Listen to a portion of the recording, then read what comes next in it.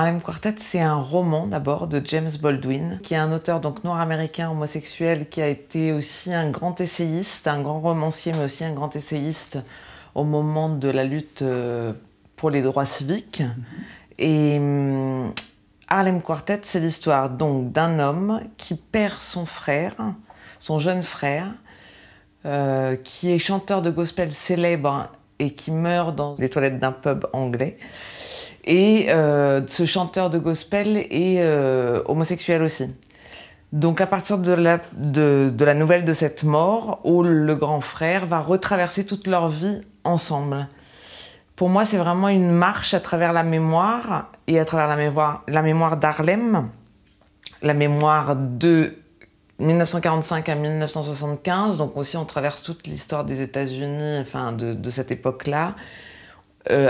Arthur, donc le jeune frère, va dans le sud en tournée. C'est un roman aussi sur la jeunesse finalement, parce que il commence à chanter dans les églises, du gospel dans les églises, puis après il a un groupe qui s'appelle le Quartet de Sion, et ils partent dans le sud des États-Unis en tournée, et là on voit aussi l'état du sud des États-Unis et l'état raciste.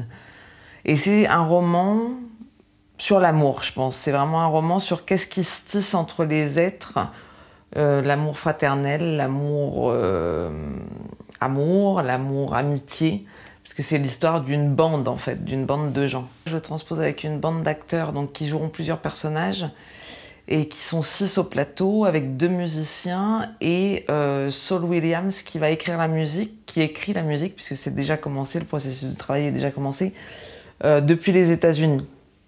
Voilà. Et aussi ce qui était très très important pour moi, c'était de commencer par les États-Unis. Donc en fait, il y a eu toute une phase du travail qui est déjà passée là, et où j'ai été filmée à Harlem, rencontrer des gens d'Harlem, poser des questions aux gens d'Harlem, revisiter tous les lieux du roman à Harlem en film. Donc l'image sera archi présente sur scène, ça sera le décor. Le gospel, voilà, c'est quand même le chant de la souffrance, le chant de la foi, le chant de l'indicible aussi, et que pour moi c'était pas très intéressant d'en faire une reconstruction historique parce qu'en plus je m'en sentirais pas capable, et puis tout ce qui m'intéressait c'était vraiment le rapport à maintenant aussi, à la lecture des États-Unis de l'époque et de l'écriture de James Baldwin, qu'est-ce qu'on en reçoit maintenant. Et donc Saul Williams a réécrit les chants à partir de certains chants qui sont dans le roman, mais aussi à partir de textes en prose que je lui ai proposés pour écrire des nouvelles chansons.